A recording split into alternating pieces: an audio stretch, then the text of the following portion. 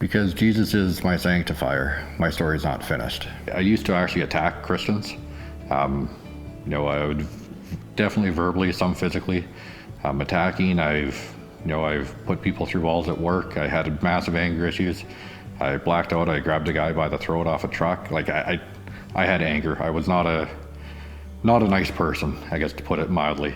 Life was about me and what I can get out of things, and I mean, my belongings were mine, and I was very possessive. And as he's been sanctifying me, more and more things are less about me, and it's how can I use what I have to bless other people. Probably the number one thing he's been working on me is love people, and love people where they're at. And I'm deserving of love, although sometimes I don't feel like it.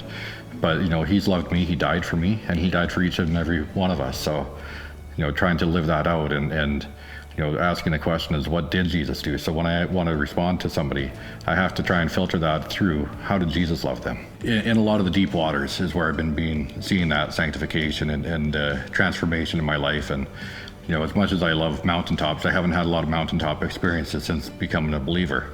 The first 2 years I lost 6 family members to cancer and various other diseases. I've lost both my parents, I lost my sister. I've lost feeling from the waist down. So there's been a lot of deep, stuff that we've gone through. But through those things, God has really showed up, in those moments, and He hasn't wasted any of them. That one song, "Take me to where I can no longer reach the bottom," and I mean, that's where He has me constantly. Is I can't touch the bottom of the water, and I can't swim. So I mean, I know that He's holding me up in that water. He's making me walk on it, and He's parting the waters through those. The last few years, it's really been, with a wayward child, is what does it mean to love? When you're rejected, when you're all through these things, did Jesus not die for them? Does He not love them? Does He not care for them? What does the prodigal son do, right? I mean, that joy when the prodigal comes back, and has really been challenging me in that is, how do you respond? I've had to be humble. I've had to apologize at some times, and I've had to call people and say I'm sorry.